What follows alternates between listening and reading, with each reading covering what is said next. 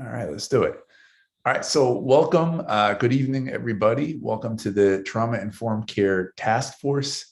I am Zeke Cohen, chair of the task force and proud council person of the 1st District. As a reminder, this meeting is being recorded. Additionally, if you want to talk, either unmute yourself and say some words or do the raised hand function. Really happy to be with you all today on a day that feels, once again, really frustrating, just painful to see the reports of Officer Holly, who was shot in her car in a just incredibly brazen attack. And there are some days in this job where you just feel overwhelmed by some of the violence that we experience. I felt the same way a few weeks ago when Ms. Evelyn was stabbed inside her church, and then the 13-year-old child was shot outside of a rec center. But it is all the more reason for us to do this work. This is, as I was reminded today in another meeting, this is generational work. It is not quick wins. It is not, it's not the panacea that everyone is looking for, but it is extremely important so that we can build a city where we don't have police officers ambushed and shot in their car, or children shot outside a rec center, or men killed in a barbershop, or elderly women stabbed in their church. That is what this work is about. And so I'm incredibly grateful to get to do it with you all. On a much happier and brighter note, I did want to make sure everyone saw our very own young elder was featured in a podcast. She did a phenomenal job. And if you've got the link, if you could throw it in the chat, that would be great. I don't see young elder on just yet, but please let her know I'm bragging about her. And if anyone, I'm trying to keep a running log of every time someone on the task force does something cool or gets featured in the news. I try to share it on my social media, and we're trying to keep a big list. So if I miss anything, let me know, and would definitely encourage folks to continue to lift up the good work that everybody here is doing. There is a lot of it. And so anytime we have an opportunity to celebrate either a really good interview or just something interesting that folks are working on, definitely do so. On that same note, really excited for tomorrow's press conference with the mayor, where he will announce some ARPA funds going into this work, and we'll have an opportunity to share what we've been doing. And I appreciate everybody working collaboratively and getting in those very truncated, minute-long presentations that we're going to do tomorrow. So I'm psyched about it. We'll have an opportunity to talk about that today as well. So with that, I want to go right into our around the horn or icebreaker or get to know you thing. And so I'm going to turn it to Anne. Okay, thanks, Zeke. Our question for today. You know what, real quick, I'm sorry. Just want to welcome some new folks who I see with us today. Great to see you, Lene, Brandy, Danielle. Welcome to the Trauma Informed Care Task Force. If I miss anybody, but really thrilled to have you all with us here tonight. Sorry, Anne. No, you're fine. And we also have Gemma is one of the young people who's also with us. So we are excited to have folks with us. We are going to share our round question for today is, what is something good, bad, and funny?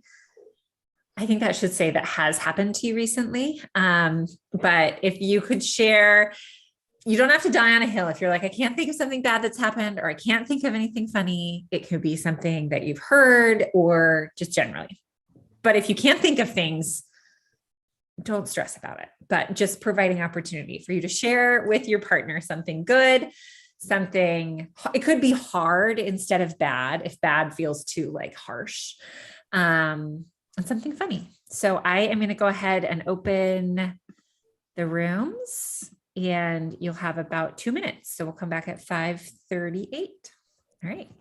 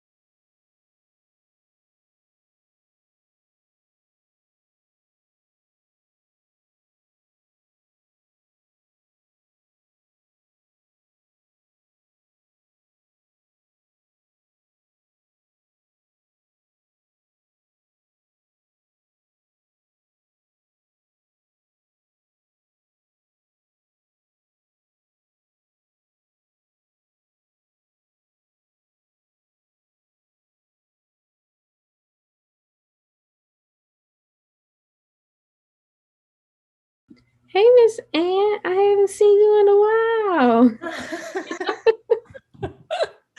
So good to see you, Lene. It definitely is. It's a great pleasure to be back. Thank you. We're so excited to have you.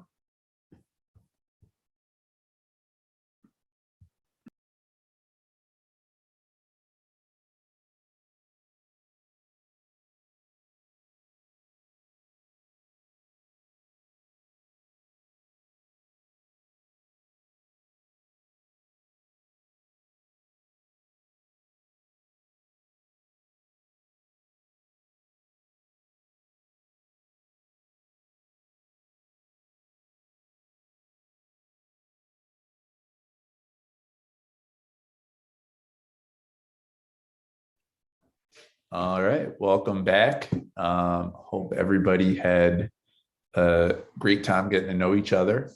So, Anne, if you could just put the agenda in the chat. So wanted to next spend a little time talking about the press conference tomorrow with Mayor Scott. Delegate Boyce, lifting up your comment. I hope we can have more time to do this, not enough time. agreed. Maybe you could add a couple minutes next go around. Thank you for that. So wanted to share a little bit about the press conference tomorrow. It's going to be at 3:30, but please arrive at 3 p.m. That will give us time to set up and get to where we need to go.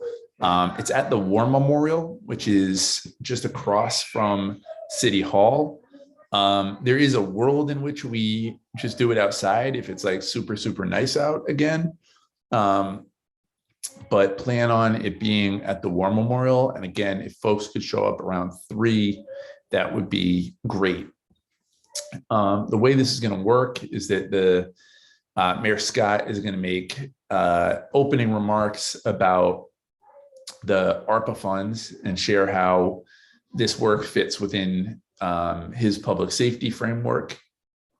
He's going to talk a little bit about the importance of prioritizing public health as a safety strategy, which is something that I really appreciate about our mayor, is that he is a steadfast believer that public health and public safety are inextricably linked. He's going to talk a little bit about our city being the first to legislate trauma-informed care and the work that is happening in our city that was adopted at the state level, and going to share a little bit about just the being grateful for this task force.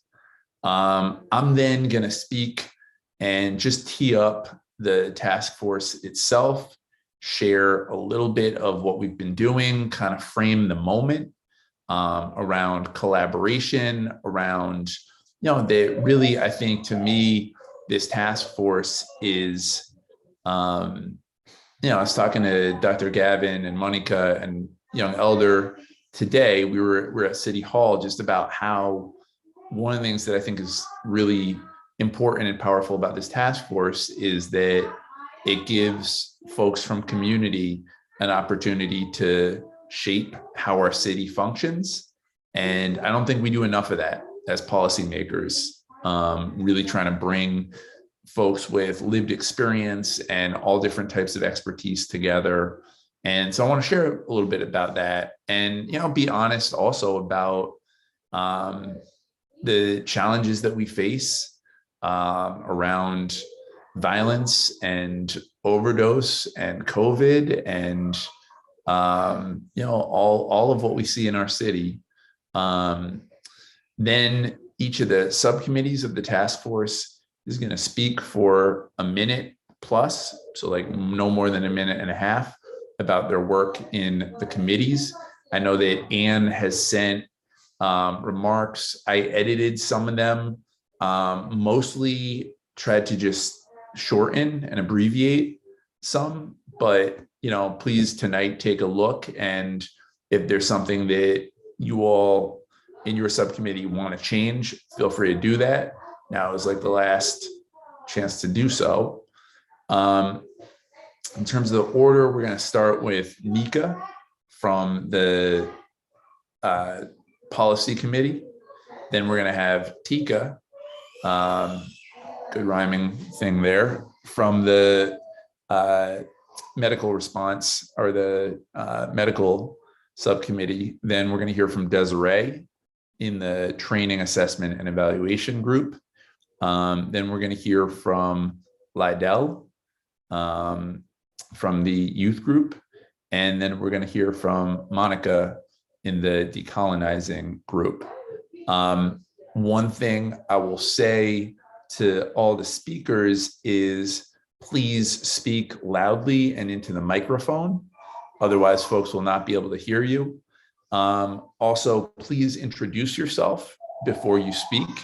That's really important. Make sure I'm going to share who everyone is too, but make sure you introduce yourself and which subcommittee you're representing. So that is the order of operations for tomorrow. Let me pause there and see if folks have any questions.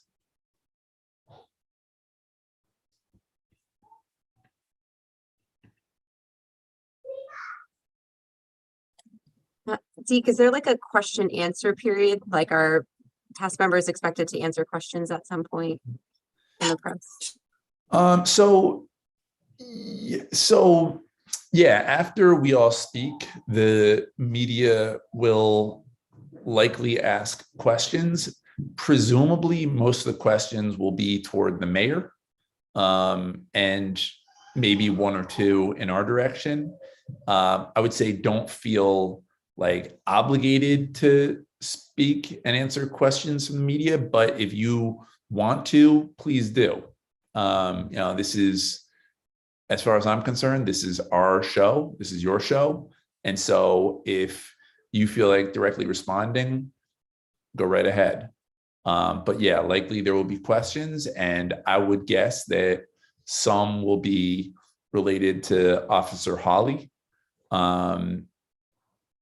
So, just be prepared for that.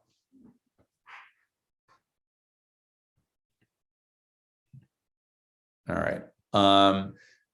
So the only other thing I would say is, I think the thing that translates best when it comes to especially like TV as a medium is energy.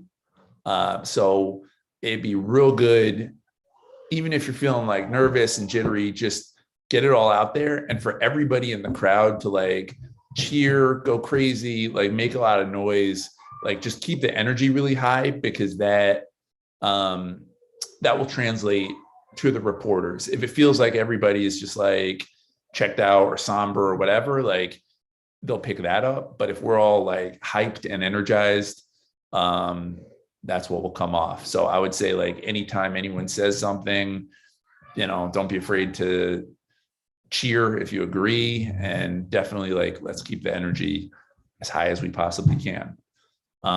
Any other questions on this?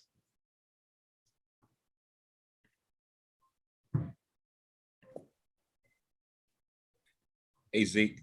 Can you hear me? Hey, Elijah. Yep. Yeah. Would you like me to document it? Oh man, that's really generous. No, I want you to be there with us. We'll have a photographer. Normally I would love, again, I'm gonna hype you on this task force. If anyone has photography needs, this is the guy to go to. And normally I would absolutely take you up on that, but I want you to be on the other side of the camera, and we'll have our own photographer there. But I appreciate you offering.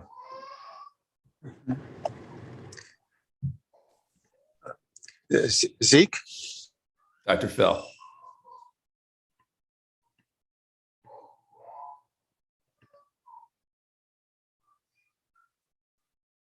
Phil, you there?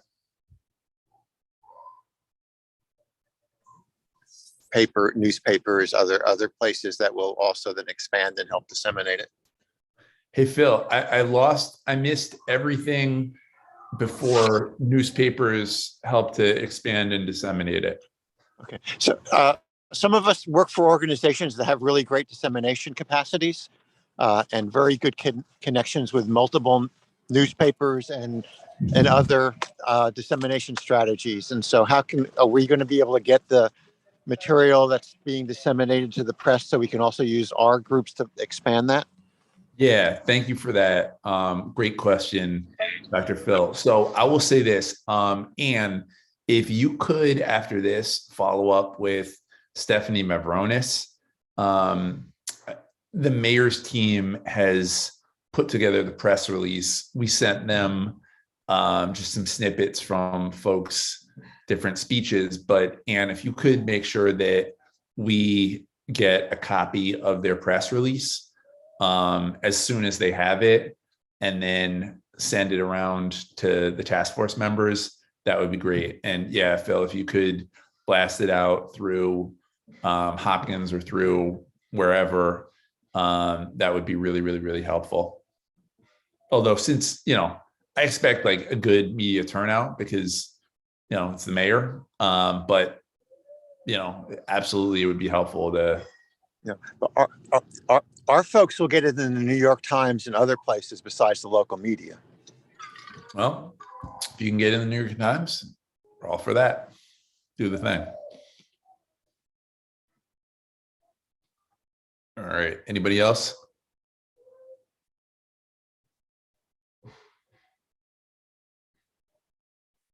All right. Okay. So again, I'm really, really pumped. I think it's gonna be awesome. And I'm thrilled to share publicly what we all have been working on. So as we head into our subcommittees, if you look at the agenda that Anne put together, and Anne, maybe you could just also put this link in the chat, but there is a link to the statements that we all put together. Do you mind just putting that one in the chat too? Perfect. So folks can take a look. Let's spend the first, I don't know, 15-ish minutes just reading through, making sure there are no errors, making sure it sounds and feels right. Again, I did edit and condense some of these, actually all of these. I mean, no offense to anyone, all of the writing was excellent. I just want it to be like short enough that, you know, it'll try to make it on the news. But if there's something where you feel like spoke to Nika today and she was like, yo, that just doesn't sound like my voice, could we amend or bridge that? Absolutely. Like if it doesn't feel like it sounds like something you would say, change it. So take a look, talk it over in your group. And then it might also be useful for us to spend like a couple of minutes too with the folks who are speaking, just practicing saying the thing, giving the speech, just like, you know, just get the words in your mouth. You know, there will obviously be a podium, you know, we will, and I will print some extras out. So like, don't worry, like you're not gonna have to like memorize the thing, but you know, the more you can come in kind of knowing the cadence of what you're gonna say, the better. So I think it would be worth our time to spend just a little bit of time practicing together. And then after that, let's spend some time talking about our first goal and what we're doing on that, and continuing to push forward on the first goals that we're working on. And it might be good to just bring everybody back at 6:50 to maybe just do some like group practice sharing, just that we do it all in front of each other. Does that sound good? Okay, fantastic. All right, so with that, and I'm just gonna jump around to different groups, but Anne, if you could just put folks into our subcommittees and away we shall go.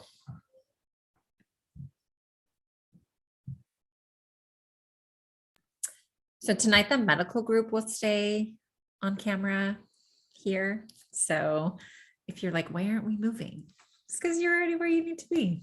I'll be here for a few minutes to move people if they're struggling to get to their rooms, but yeah.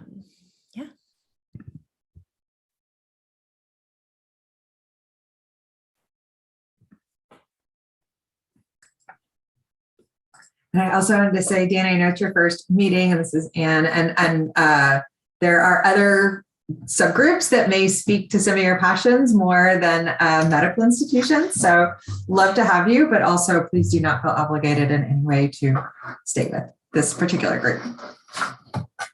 Thank you. How do I get into other rooms? I can move you. Is there a room that would be of interest to you? Can you list them again? Mm-hmm. Yeah. There's a youth focused group that's thinking about youth initiatives. There's a group that's thinking about policies. mostly at the city level, but some at the state level. There's a group that's focused on training, mostly thinking about community facing training. And then there's a group that's thinking about decolonizing frameworks, particularly healing frameworks. I'll do that last one. Okay, Thank you. you bet. Bye. Bye.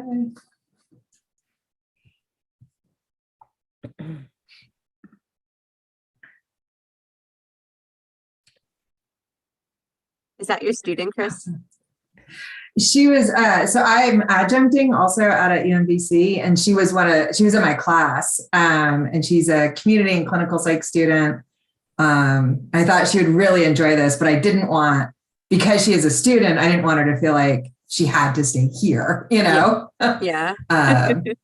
Yeah. First year student. So she's just kind of getting her feet wet in a lot of this, although she's done a lot of community work prior to grad school. But That was very sensitive of you. Yeah, right. thank you. She ever wants to chat. I was a clinical community psych student too. So at UMBC. Ooh, I will let her know that. She wants to connect at any point. Yeah. Do you know who her advisor is? I don't actually. Okay, just curious. Because there are only a couple community, well, I guess there's more community psych people there now than when I was there. It was like not a lot of hires since then. All right. I don't know where all our people are today. I was just looking. I was like, I'm not sure where Peggy's is or Dr. Stevenson or who else am I saying? Colby. Well, we have our speaker, the most important. Yeah, person. He was right? important person of the hour. Tika, how you feeling? Actually, I've been practicing what we had, so I got to read. Really different. I didn't get to look at the new version yet. Yeah, is it really different? Well, it doesn't start the same way, so I got to relearn my whole first few. Oh no! No. Well, the thing I noticed is that it's very specific about people who are involved in this collaboration with Sacred Heart. And it doesn't include Panagus's group, the Physicians for Medicine for the Greater Good. Isn't he the one that initiated this with our committee? Or no? I don't think he did. He was like invited from the beginning. Like Zeke invited me and Panagis. I think it was started by Father Lewandowski. And then from my understanding, the Build team, like Build and the church, and then Central Soul was like brought in. But I'm not sure. Those That are might be a all good here. question. I just was curious as to, they have Dr. Kathleen Page from Johns Hopkins. And anyway, I just wanted to make sure that if Panagus's group was very focused on trying to bring services, that it got recognized, but maybe I haven't been to the meetings, so I don't know. Yeah, I'm not actually 100% sure. Hey, Panagis. Oh, there he is. Hey guys, sorry, driving up to get my daughter from her recital. Sorry about that. Oh, not a problem. Well, actually, Debbie just had a question with the partnership that we had at Sacred Church that we have with them. Was Medicine for the Greater Good like involved in that as well, with building that like relationship? Yeah. So right now I mix up the B's. I think it's Father Bruce who's there. There was a Father Bob. Yeah, there was a Father Bob before him, and Medicine for the Greater Good actually helped initially with creating a service with Central Soul called Testimonials. A lot of it was able to be conducted because we have residents working out of Medicine for the Greater Good who spoke Spanish. When those residents left, and we really need to get any Spanish speaking ones, because it made it clear it is very important for Spanish to be spoken. Like, I went with a couple of English speaking providers, we got crickets. So Central Soul, then, we just said, look, when we get if we get Spanish speaking doctors, we'll send them your way. If not, do you feel comfortable with what you guys need? So in the meantime, the biggest way MDG's played a role there is really just funding. Like, whenever we get grant funded, we funnel a good portion of it over to Central Soul to do what they need to over at Sacred Heart. When we get Spanish speaking physicians, we'll send them their way. But Central Soul has been a force to date, kind of tackling with the Spanish speaking community. So I think we should add, so I don't know if you've seen this, but Zeke edited our section. and there is a paragraph that names people and entities involved. This is, we're building off a collaboration between Bishop Bruce Lewandowski of Sacred Heart, Dr. Kathleen Page from Johns Hopkins, Build, the Esperanza Center, Baltimore Core, and Central Soul to bring health and mental health services inside the walls of that church. But it does not mention your medicine for the greater good, and I think it should. Do you agree? It's up to you guys. If you feel like it's the right thing, great. If not, I'm not going to push, because I am a member of the task force, and I don't know how it looks to be able to double dip. Maybe that's where he was coming from, or maybe there's a meaning, like, I don't know the insight that Zeke had to advocate for it one way or the other. And I can promise you, Debbie, it is not. There's not like feelings on my end. Like, I want what they need to execute in order to get the stuff done, and I recognize sometimes that is bending towards the audience of the politics. So okay, I could go. I'm not. This is not a hill that I'm going to try to fight for any reason. I'd rather just let the good work do its stuff. I know, but I can also stick in here. We strongly recommend, and I wanted to make sure that, I mean, you have been so central in all the communications about this with our committee. And so anyway, if it's okay with you, I'm going to add that as a note. I just want to make sure that there wasn't a reason in your end you did not want it mentioned. No, there's no reason. There's none. Okay. Well, Zeke said that he was going to be popping into the group, so maybe at some point he'll pop into ours and we can ask him that, Debbie. Like if there was going to add it in here. Yeah, like if there was reasoning he had, because I don't know if he's I'm down with that, Debbie. Why don't you just add it and highlight it, and then when he gets here, we'll ask him. Exactly. You can apologize later. Full disclosure, I'm going through a known dead zone. So if I drop off, it's not because I'm like in a protest. It's because I'm in a dead zone. Sorry. Good to know ahead of time. Okay. Awesome. So yeah, I didn't even actually like read through it yet, because I just assumed it was the same version that I emailed to you the other day, Tika. So I apologize. I it think is way different. I think it is quite different. Yeah. I need a minute, because I didn't even I was just assuming this was the same copy and pasted one. I'm guessing I don't need to get your approval for this, guys, but I'm gonna add my pronouns. I like to start with my pronouns when I introduce myself. Yep.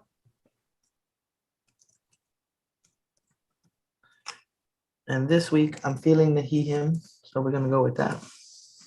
Okay.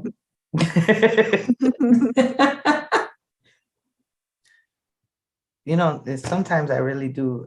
I'm really on the they spectrum, but other times I feel real masculine. How does that happen? What happens in your life that makes that honestly I don't know if it's like I'm watching TV and so then I just feel really like a gay man today, or like, hey, today I just feel like, totally how I used to when I was lesbian. It's just depending on my environment and what's going on around me, and sometimes who I'm with, because I'm telling you, you're a very flexible person. I am. I'm very flexible and lucky. My wife is pansexual. She loves all of me, so it works. Wow. It's beautiful. Tika, this is Panagit. Is there, by the way, am I saying your first name correctly though? Well, my first name is actually Mirta, but I go by Tika. I see. Okay. Understood. And are you comfortable for tomorrow? You seem great. You seem comfortable. Like, is there anything we can do to help you feel more comfortable for tomorrow? Not really. I feel I like I said, the writing it down was all I needed help with. I feel I was a battalion commander in my ROTC unit, so I'm okay with talking out loud. I just need to know what to say. No. Is it helpful for you to, do you want to do it in front of us this evening? Yeah, I can go through it, keeping in mind that I haven't actually, had a chance to practice with it, and I'm going to be going back and forth, but yeah. Really quick, I feel like on the first, I guess it's the first pair. Wait, no. Yeah, is this? Can't tell if it's split between the first and second page. I don't know if that's one big paragraph or two paragraphs, but at the beginning of the second box where it starts with overtime medical racism, that paragraph, the second to last sentence says, We will do this by uplifting trusted community organizations already doing healing work in Baltimore and connecting them to hospitals. Can we change hospitals to like healthcare institutions? But then I don't know if that's repetitive with the next sentence, but I just feel like I don't want to make it seem like we're limiting it just the partnership just to hospitals. Yeah, you're right. It shouldn't just be hospitals. Yeah, I agree with that.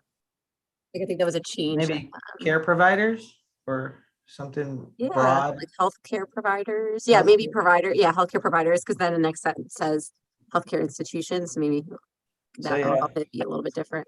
That's exactly why I said a different wording for institutions. Yeah, I like it. Do you want me to change that? Oh, go ahead and change that? Not to be a stickler. Oh, can you guys hear me? Yeah. Yes. Can you change it to healthcare professionals?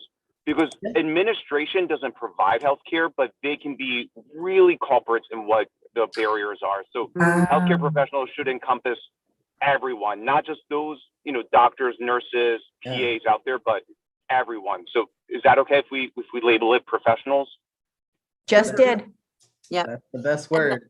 And then the other thing that I saw was at the end of the second paragraph, second to last paragraph, can't count, where it says Latinos. Should we change that to Latinx? And I don't see, that's a mixed one on me. My soul is telling me it's a Romance language with gendered languages, and not all Latino people understand the Latinx. Yeah. So keeping in with a culturally sensitive, I think we should just leave Latino, the words that they use. Is that, I was gonna say, is that viewed as something that academics use? Honestly, because the X in Spanish, it doesn't linguistically mean much difference. Just like the E's when you said Latinese instead, it doesn't make it doesn't mean much, right? So we're trying to change the verbiage, and like this is a conversation between a bunch of trans folks all the time, because yes, we want language to be reflective of a personal identity, but there's really no space for non-binary. I see. In the language. And I think because it's, like you said, a press release and we're trying to get the information to the community, we should use language they're already using. Latin they. There you go. That would be awesome. Yeah. Oh, I mean, we can sit here all day and come up. It's so interesting you say that though, because I've actually, I've had that conversation with people about like the point that you made too, Debbie, about like it being academic, and do we kind of get ahead of ourselves with where actually the community is at with use of terms? So yeah, I'm glad that you said that, because I'm always not sure about how different folks feel about. Well, I've used Latinx, but I've never asked anybody from the Latino community how they felt about that. So this is I'll tell you, it's also a location, right? I'm from South Florida. When I moved here is when I learned about the word, and I'm from the LGBT community. So it was like, I didn't even know what that was. I was like, why are they putting an X behind it? Yeah. Well. Have you seen people do like the OS/A or like O/A? Yeah, and I've seen that. Again, it's really about what that group in that area is using. And I think that happens a lot with Spanish in general, because there's so many cultures that speak it, and it's in different dialects and different places, regions. Yeah. Absolutely. Did I just get us on topic again? I'm sorry. No, it was a good time. But I do like I like good. Chris's idea about you having a chance to say it out loud. If you want to read it to yourself for a bit, we'll be quiet and stop interrupting you. No, let me I'll read out loud. Okay. My name is Tika Torres. I use he, him pronouns, and I'm one of the members of the medical subcommittee. Is that our name? Are we the medical subcommittee? It's a much longer name. Yeah, I think that's fine to say medical. That's okay, right? Because the whole name is like really long. So that's why I was like, does that work? Yeah, I think that's perfect. I would like to keep it there. Yeah, keep it simple. Okay. With the support of this task force, Baltimore has an opportunity to lead the nation in rebuilding trust between medical institutions and underserved communities. We seek to drastically improve the mental health of people who have experienced a high degree of trauma. Over time, medical racism, unjust practices, and cultural insensitivity have created distrust between medical institutions and the community members they serve. Our subcommittee will support the rebuilding and strengthening of these important relationships. We will do this by uplifting trusted community organizations already doing healing work in Baltimore and connecting them to healthcare professionals. We also aim to provide trauma-informed care training to our healthcare institutions. I'm gonna need a long break here because I'm winded. We have begun to implement these objectives at the Sacred Heart of Jesus Church in Highlandtown, a congregation that primarily serves a Hispanic Latino population. We know that this community experiences a disproportionate amount of trauma, yet often has severely limited access to mental health care. We are building off of a collaboration between Bishop Bruce Lewandowski of Sacred Heart, Dr. Kathleen Page from Johns Hopkins, Build, Medicine for the Greater Good, the Esperanza Center, Baltimore Core, and Central Soul to bring healthcare and mental health services inside the walls of that church. This partnership helps parishioners become trauma-informed healthcare navigators and provides the community with access to affordable, culturally appropriate, bilingual health services. We also expect to expand a therapy program that treats depression among Latinos. If implemented successfully, we believe our approach to bringing medical services within sacred spaces can be replicated across the city, state, and nation. Can we take out if implemented successfully? Can we just be more definitive there? Yeah. Our approach will bring medical services within sacred spaces that can be replicated across the city, state, and nation. Just feel like we should, right? Like we don't doubt ourselves. We're going to do this. This is gonna work. Yeah. So should I go ahead and make, how about, you okay if we start with we believe our approach? I'm not even sure, I have to confess, I'm not sure what our approach is. I think just our approach, right? Just our approach to bringing, well, I guess we have to change, wait, hold on. Do you want to start with our approach? I'm not sure, the problem is I don't know what our approach is, other than the one example of the Sacred Heart.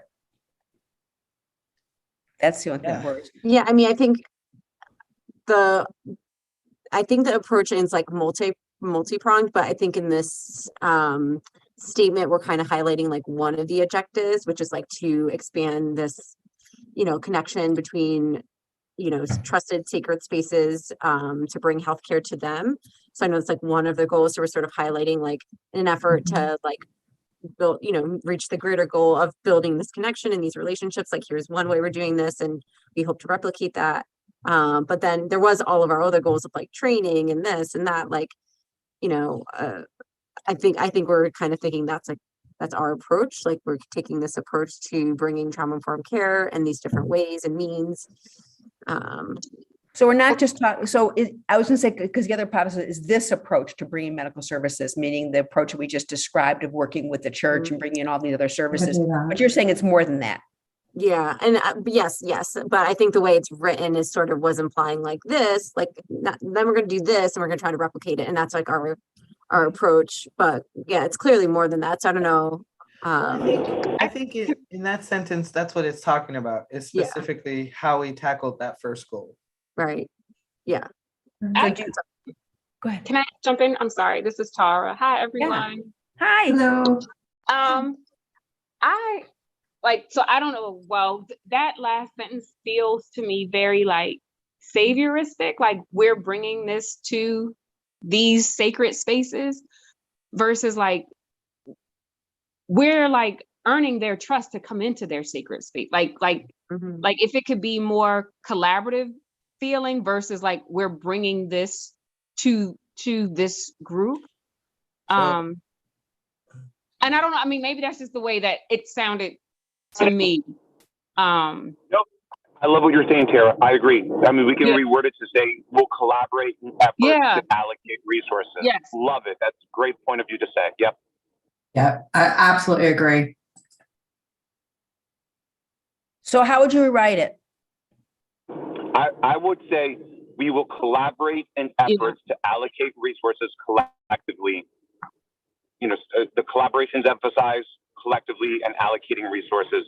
Those are, from my standpoint, ways to make sure that it sounds like it's a mutual conversation. Right. Tara, did you have an idea? Yeah, I agree with that. I just wanted to show mutual benefit. Like, to me, when you say you're bringing, it's like they're the only ones that benefit. And that's not true. Like it's a mutual collaboration, and mutuality is one of the principles. And so I think even bringing in like some of the trauma informed principles will be excellent. Like our approach is to present medical institutions or this medical system in a trauma informed way, like where we value peer support and collaboration and mutuality, or empowerment, voice and choice, and hold ourselves accountable and invite the communities that we're partnering with to hold us accountable and ensuring that we're doing this. I love that. All right, someone write that down. that was great. Can you get that into one sentence? Sorry, what was that? I was just saying, whatever you're typing, I mean, I'm assuming Zeke's going to allow us to, for you to send it, and I guess we're all validating real time. I just can't see, so I apologize as I'm driving, but never mind. Back to you guys. You guys are tackling this amazingly. I love you guys. You guys are all like, you guys are great colleagues. Not a problem. Yeah, I really like the way you word that, Tara, because like you said, I like the way that you interwove the language of trauma-informed care, like empowerment, choice, voice, mutuality, collaboration, like those words speak to the heart of what we're trying to do. So I don't know if you want to, do you have it up, Tara, or do you want us to? I don't have it up. I'm sorry. We lost a family member last Friday unexpectedly. So I'm like in two different areas. So like I'm halfway working on the obituary and listening to. So if I can just kind of be halfway, but I don't have it up. I have something else up. Okay, sure. So sorry to hear that, Tara. Thank you. Yeah. Thank you for making time for this tonight with that going on. Oh, thank you for being here. Ika, you were about to say something. I'm just trying to figure it out how to, okay, so we already said we're going to take away the if implemented successfully, right? So let me get rid of that so that I don't get confused anymore. And how then about something, oh, sorry, go ahead. And then you said our collaborative, why don't we put our collaborative approach as the start? And then what were you saying? Like our collaborative approach allows like our partners to hold us accountable in utilizing a truly trauma-informed approach, where we value collaboration and mutuality, and we value empowerment, voice, and choice. That was too fast for me. I'm sorry. Somebody else should do that. I'm so sorry. Okay, hold on. I could do it. Tara, if you could say it one more time, I could type it. Okay. So wait, I'm trying to think what I just said. So what did you just say? What did you just say? I'm sorry. Our Tika? collaborative approach allows us to allows us, or our collaborative approach invites our partners to hold us accountable.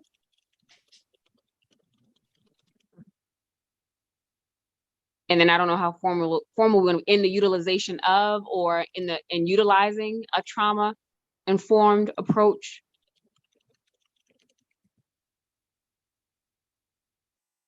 How about advancing a trauma-informed approach? Yeah, I like that.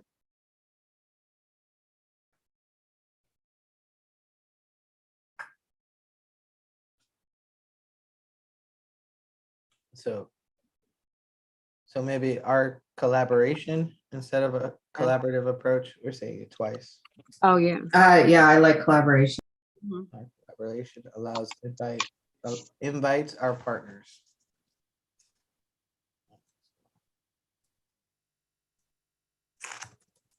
And then you had something about choice and voice. Oh yeah. So invites our partners to hold us accountable using that.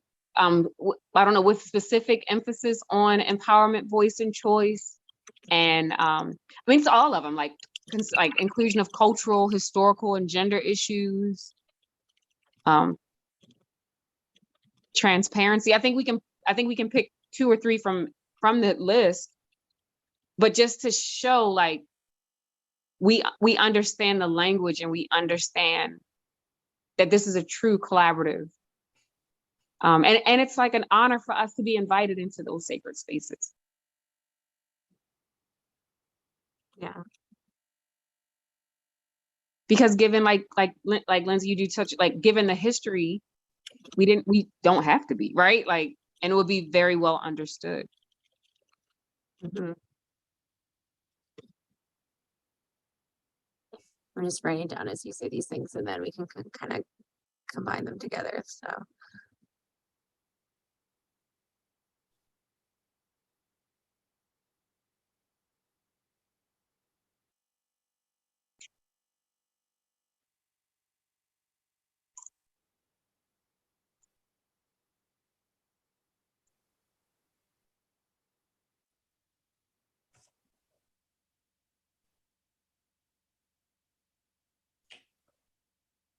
I'm gonna just guess, I could be wrong, that, and Zeke looks at this. I suspect from a political point of view, the inclusion of replicated across city, state, and nation, there's going to be a desire for that to remain in there. Yeah. You're gonna want to put that there, but how does it connect? Yeah. So what about something like, it's an honor for us to be invited. Wait a minute, I had it, sorry. I think the problem is that you basically, this discussion is a very different thought than what that was before. Mm-hmm. This is about how we approach this as opposed to. How about, go ahead. It's an honor for us to be invited into these spaces, and we look forward to developing a framework that may be replicated, or we're excited to build a framework to create. A framework's not quite there, but something like that that can be replicated across. Mm-hmm. How about just, it is an honor for us to be invited to these spaces, and we look forward to developing to creating a trauma-informed approach that can be replicated. Yeah, sounds good.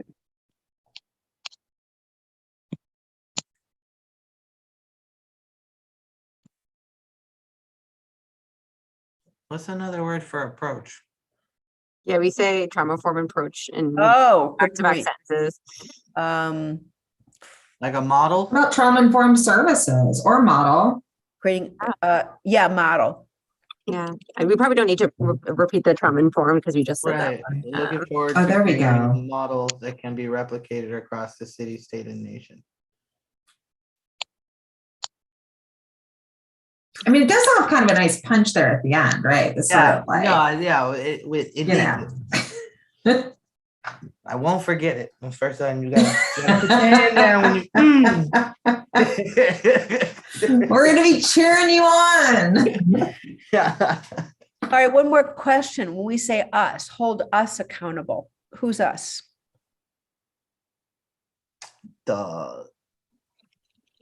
To me, it's us. To me, it's the task force. Like if this, like if we are the mediators and the movers of this, then we want to be held accountable that we are like protective of the communities that invite us into their space.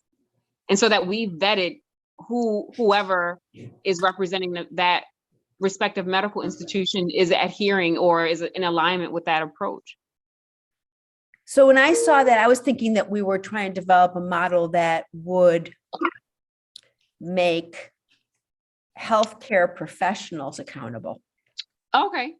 And so, but maybe that's not what you meant. I was thinking it meant when I thought about us, Tika, are you comfortable with saying us in that way? If that's what that is involved, if that's what that means is healthcare professionals.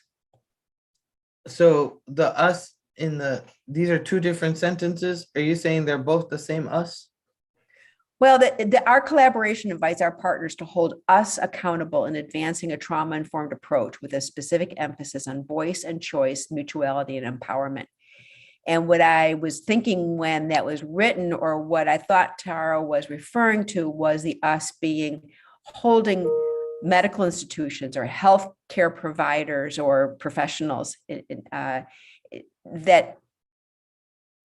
we're the ones that need to be held accountable that haven't in the past.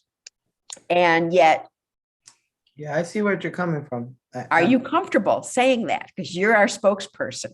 Or Yeah. should we change us to invites? Anyway, just thinking about that wording.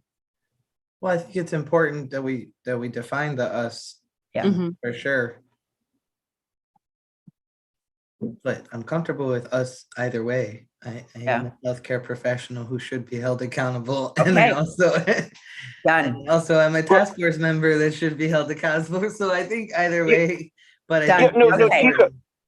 Tika, you're on. So I interpreted it as both. I interpreted that Yeah. you're holding us accountable, the task force and the professionals. To me, the us meant the process of it, Yeah. right? Because if the Yeah, task yeah. force is not held accountable, then what's causing us to do what we were saying? I interpret it as both, and if you need to spell that out, then spell that out. Like Yeah. us, both the healthcare institutions as well as And the the task task force. force. Yeah, I love that. I like that.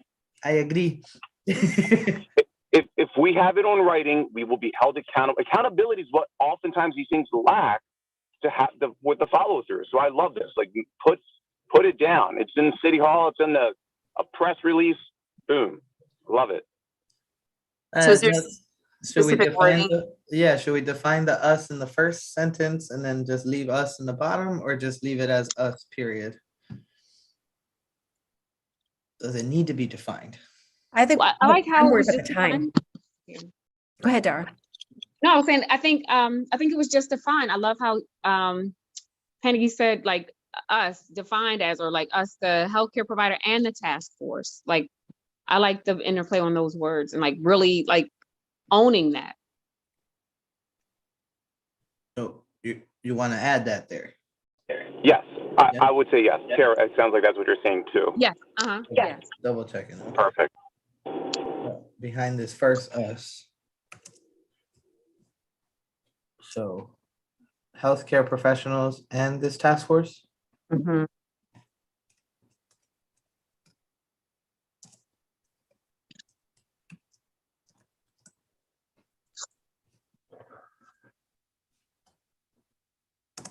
I think that makes sense. There might be too many spaces, but whatever. I'm realizing we just added an additional paragraph altogether, an additional paragraph. I was I'll gonna talk say. faster, no worries. I'll just talk faster. No, Nobody tells Zeke how much we added. Yeah. Case was perfect. We added a whole 20 seconds. I know. I was like, we got to stop ourselves before we get carried away. Yeah. Nah, it's okay. It's okay. I can make it work. Besides, the last time I timed myself with the last paragraph, I was well under a minute. Oh, good. Oh, really? Oh, Yeah. Oh, we're golden then. Okay, well, let's get another paragraph in there then. Okay, now. What else do we want to say? Since By I the just way- picked up my daughter from theater, if you guys want to turn this into a musical, I think we should just do that. yes, let's do it. By the way, do you guys know if the order that we have it on here is the order that the groups are going? Like, are we going first? No, he just said that the policy group would go first. Oh, okay. I missed that. Oh, it's at the top. I see it there. Policy and then us. And then He said mayor, Zeke, then policy, then us. got it there. Okay. Yeah, I missed that. Yeah, and he said Panagis had to answer all the questions that they asked. I He remember did. he said that. Yeah, he did say that. Yeah. Yeah, heard that. Janice, are you going to be there? Pennies. I don't know. Sorry, I was talking. Yeah, I will be there tomorrow. I will be there tomorrow, guys. I will be there. Yes, we'll have Tika. It will be fun if you guys want me to bring champagne and pop it after. No, we I present. was just joking about how Zeke said you have to answer all the questions that the press asks, okay? Dude, I will be there and happy to answer whatever you guys need. No worries. I feel like we could tell Panagis to do anything and he would be so great. Yeah. I will never get a no. You guys will never get a no from me. Like I really love working with you guys, so don't worry. Awesome. Right. So how does that feel now? Just want me to read this sentence then? Do you want to do the whole thing again one more time, or what would help you? Okay. Yeah. It's also like, it's just helpful to hear you read it out loud. Like sometimes when you read it, it feels a little different than, so just so if you don't mind, I'd love to hear it again. I took out a word in the paragraph about Sacred Heart Church. It said, yet often has severely limited access to, it said mental health care, but it's just healthcare in general. So I just took out the mental part. I like that. All right, so here I go. My name is Tika. I use he, him pronouns. Thanks for whoever added that. Appreciate it. I forgot. And I'm one of the members of the medical subcommittee. With the support of this task force, Baltimore has an opportunity to lead the nation in rebuilding trust between between medical institutions and underserved communities. We seek to drastically improve the mental health of people who have experienced a high degree of trauma. Over time, medical racism, unjust practices, and cultural insensitivity have created distrust between medical institutions and the community members they serve. Our subcommittee will support the rebuilding and strengthening of these important relationships. We will do this by uplifting trusted community organizations already doing healing work in Baltimore and connecting them to healthcare professionals. We also aim to provide trauma-informed care training to our healthcare institutions. We have begun to implement these objectives at the Sacred Heart of Jesus Church in Highlandtown, a congregation that primarily serves a Hispanic Latino population. We know that this community experiences a disproportionate amount of trauma, yet often has severely limited access to healthcare. We are building off of a collaboration between Bishop Bruce Lewandowski of Sacred Heart, Dr. Kathleen Page from Johns Hopkins, BUILD, Medicine for the Greater Good, the Esperanza Center, Baltimore Core, and Centro Sol to bring health and mental health services inside the walls of that church. Is that one you want to change to? The health and mental health? This partnership helps parishioners become trauma-informed healthcare navigators and provides the community with access to affordable, culturally appropriate bilingual health services. We also expect to expand a therapy program that treats depression among Latinos. Our collaboration invites our partners to hold us, healthcare professionals, and this task force accountable in advancing a trauma-informed approach with a specific emphasis on voice and choice, mutuality, and empowerment. It is an honor for us to be invited into these spaces, and we look forward to creating a model that can be replicated across the city, state, and nation. Nice. Yeah, nice work. I like that last sentence. Yeah, I do. It does come out good. So yeah, I marked that part in the middle there. I know you said health and mental health. Well, the only thing was it actually says that it specifies therapy for treating depression. So in that case, I wonder if it bears. I maybe change it to physical and mental health. Okay. Services. Yeah, it was like the health and health, I think was like. Yeah, you're right. Yeah. Physical and mental works. Yeah. Good. Okay. I think that was it. The only thing that. The only thing that I just, when you're reading it this time, and I may be getting way too, but the sentence toward the top, we seek to drastically improve the mental health of people who have experienced a high degree of trauma. There's a little just that like we're gonna go in and like fix your mental health.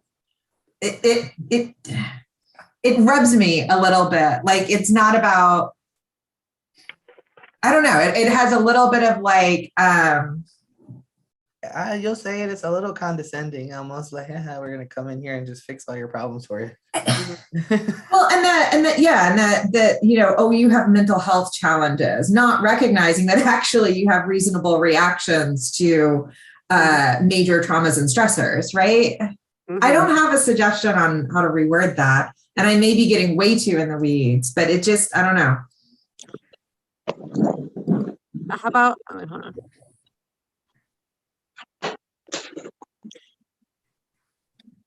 How about I don't have it well formed, but something about like we seek to address the profound impact that trauma has had on community members or something like that. I like that.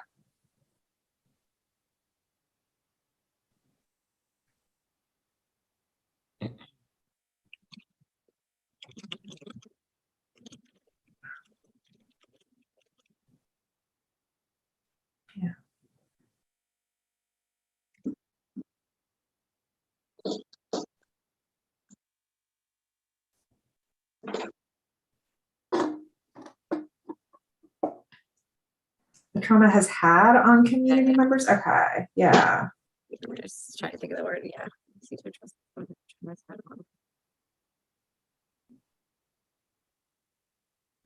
Or on our community.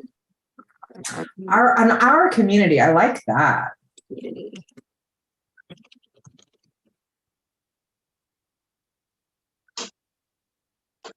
Yeah, I mean, you don't have to, that makes perfect sense.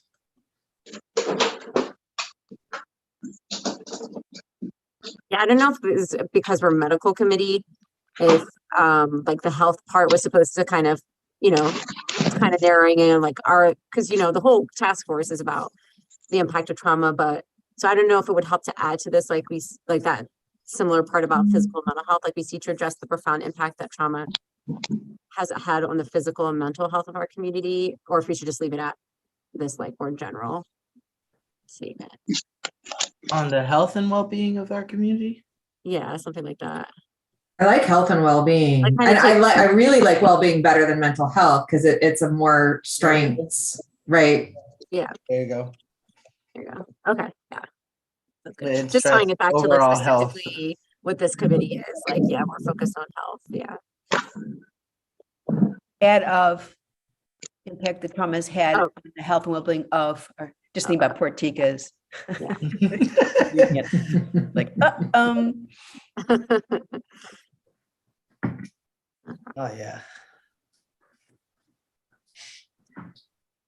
You're right. That sounds a lot better, Chris. Yeah, I like that a lot better.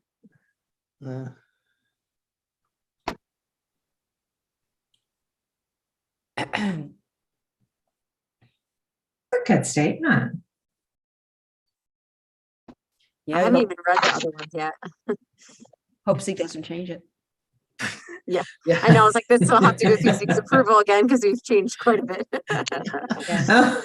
Well, just copy and paste it in another document. There you go, and then you just read it anyway. Right, you just read it.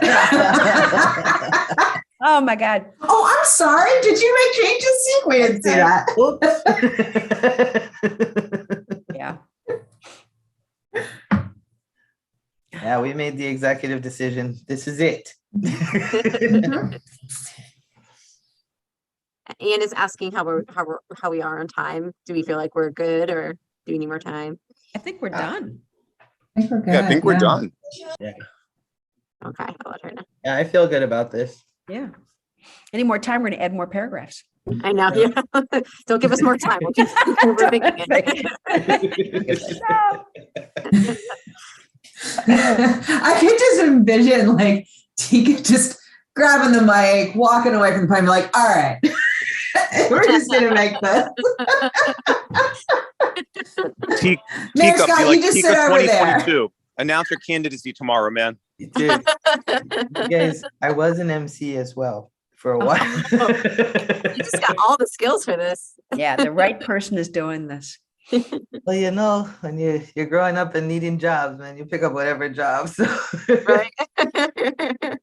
Yeah. So I just want to add, I have a bad cold. I'm negative for COVID, but I probably am not going to come. So but I look forward to watching you on YouTube and social media. The New York Times. I was embarrassed to ask in front of everybody, but is there like a link I can give my mom? She's like, you're gonna be on TV. She's like having a panic attack, and I'm like, I don't know, Google it. Phil Leaf video records everything. Okay. So she doesn't have TV, so she's like, I don't have cable. I can't watch the news.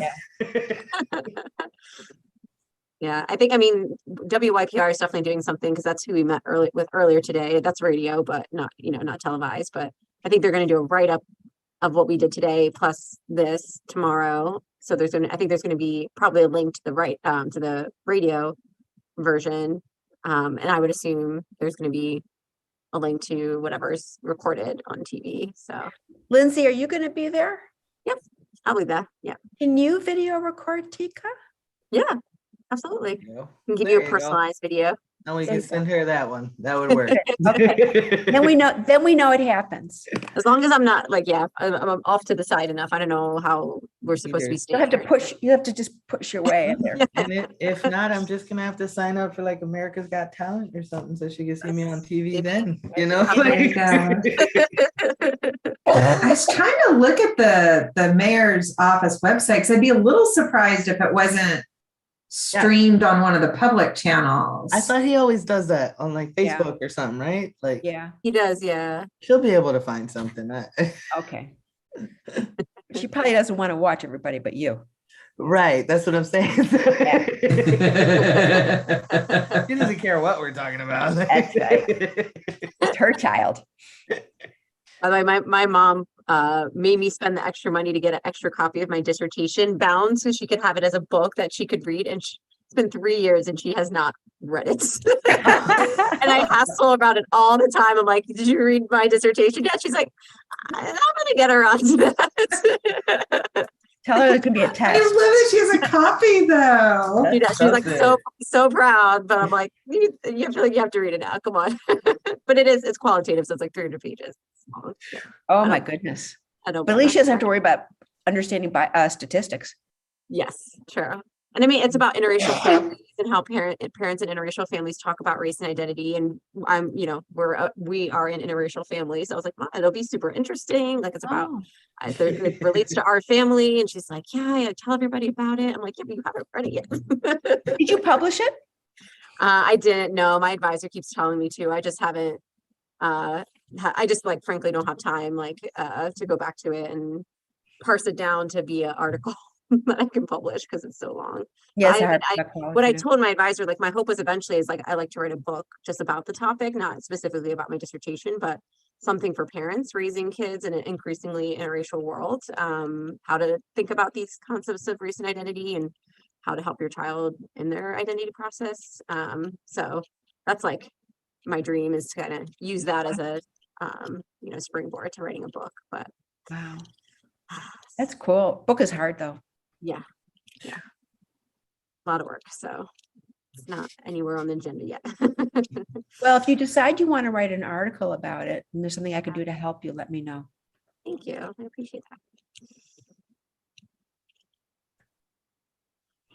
Do you know people keep popping in and out of this group? Yeah, it's because we're the main room. So that's why I was wondering. If people leave and come back, then I thought they wanted to try it out and then we bored them or something. I was thinking you personally.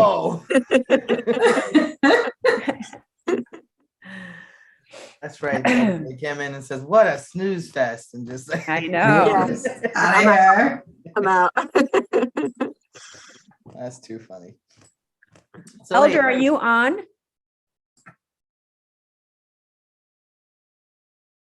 Hey, so can you add me back to the breakout room? You're in.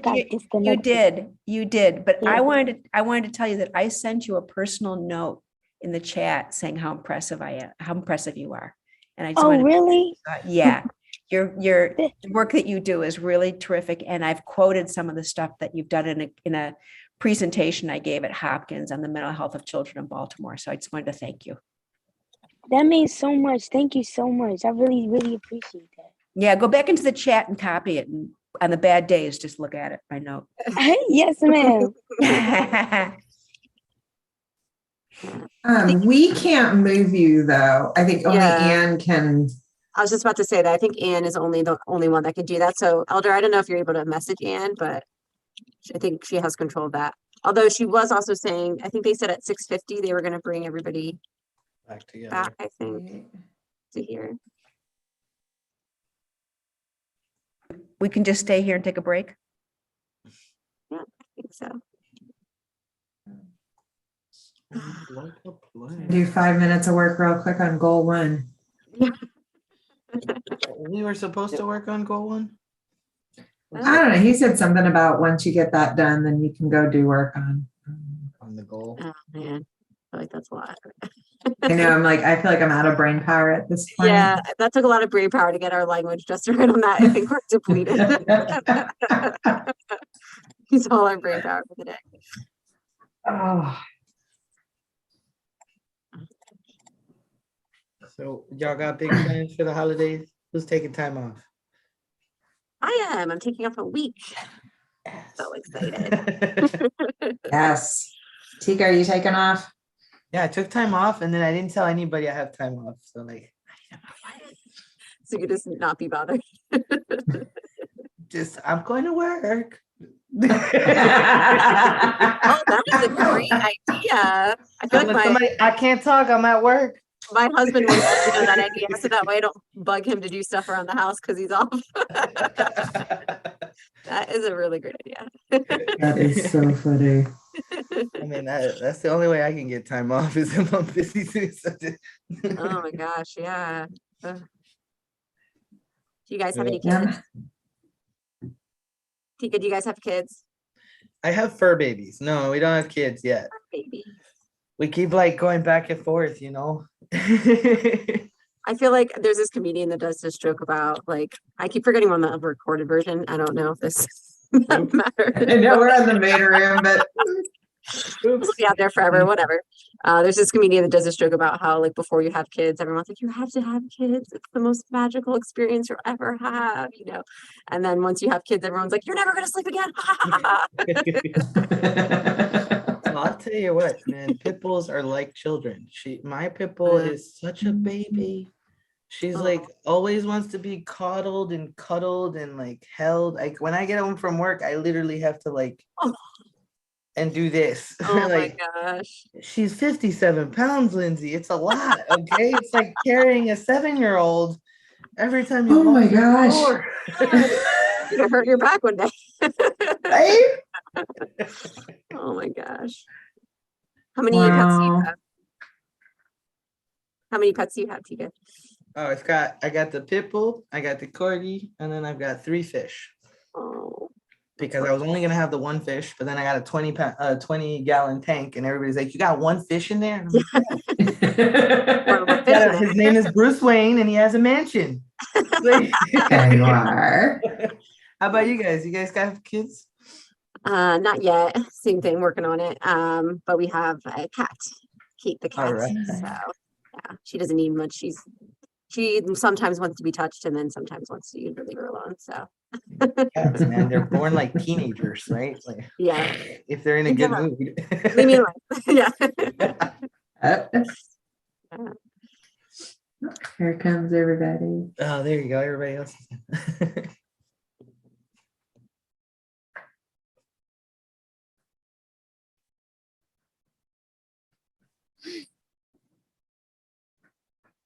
Daniel, I don't know where you are, but I am so jealous of that bookcase. I love that. It's got the ladder and everything. Right?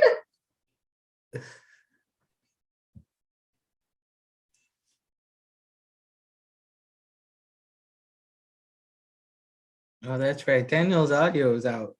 He said thanks.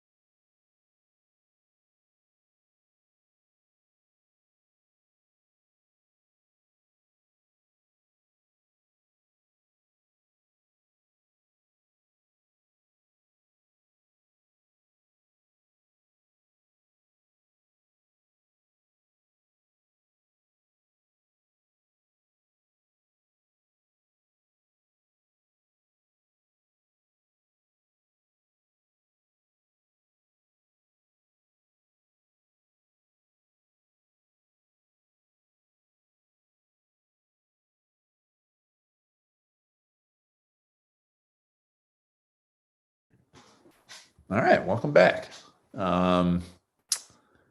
Okay, great. So welcome back, everybody.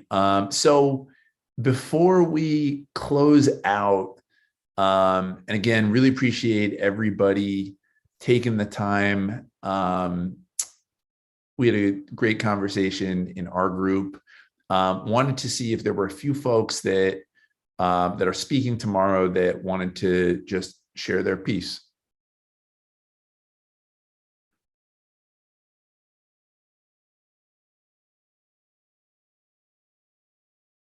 Tika, for some reason you're on my screen, so I'm like, Yeah, do you mean you want me to just read it? yeah, do your thing. Yeah, okay. So I start with, my name is Tika. I use he, him pronouns, and I'm one of the members of the medical subcommittee.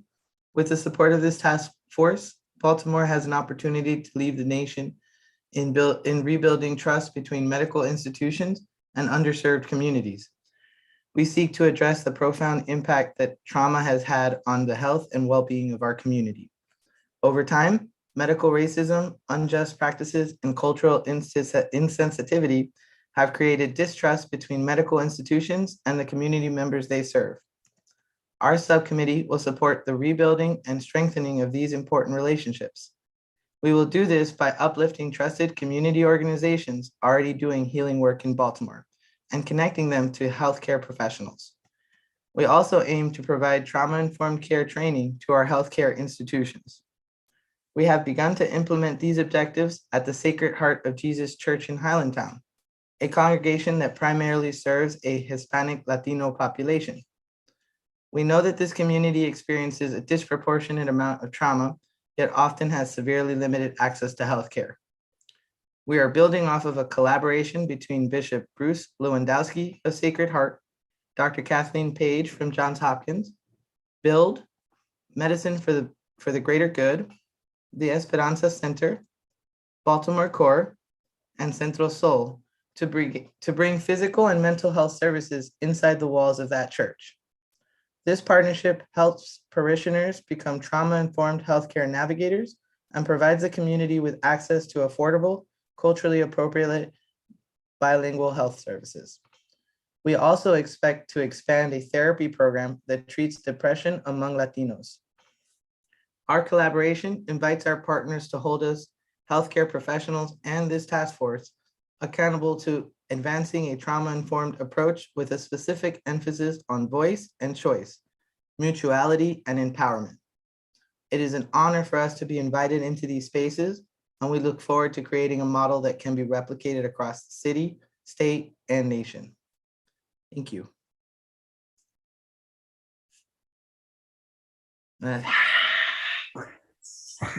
Awesome. Great stuff. Love it. Well done. Lots of happy reaction emojis. Very well done. Okay, anybody else want to jump in? Yeah, I can go. Go ahead, Lydell. All right. So, hello, my name is Lydell Hills, and I'm co-chair of the Youth Committee of the Trauma Informed Care Task Force. And this is the statement we prepared. For Baltimore to heal, we must create spaces where our youth can safely imagine and inhabit their futures. Our work is to dismantle systems that perpetuate trauma and to create opportunities for our youth to become thriving adults. We are doing this by transitioning rec centers into trauma-informed healing spaces. We're expanding youth professional development opportunities, and we are working to end youth homelessness. We recognize that the healing of the future will be led by the youth of today. And in order to accomplish this, we have initiated a partnership with Morgan and University of Maryland School of Social Work. We seek to expand the pipeline of culturally grounded social workers from Baltimore who will be the leading force in the effort to heal our city. And the schools will work together to develop a curriculum that explores the roots of trauma in Baltimore and brings about community-based healing. We believe this partnership has the power to be a model for university collaboration across our city and country. Thank you.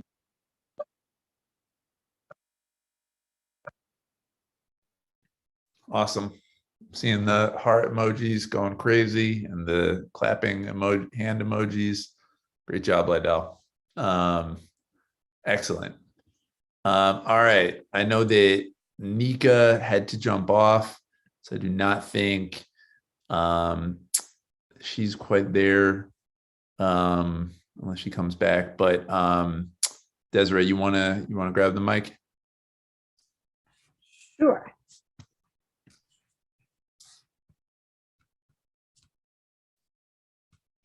My name is Desiree Dixon. I'm the co-chair of the Training and Evaluation Committee. Our call to action is to address the systems of oppression that continue to harm city residents, especially people of color. Systemic oppression isn't just about police brutality. It's about a stressful trip to the MVA or a frustrating call to 311 or avoiding going to the doctor except for emergencies because you're afraid of being misdiagnosed or worse.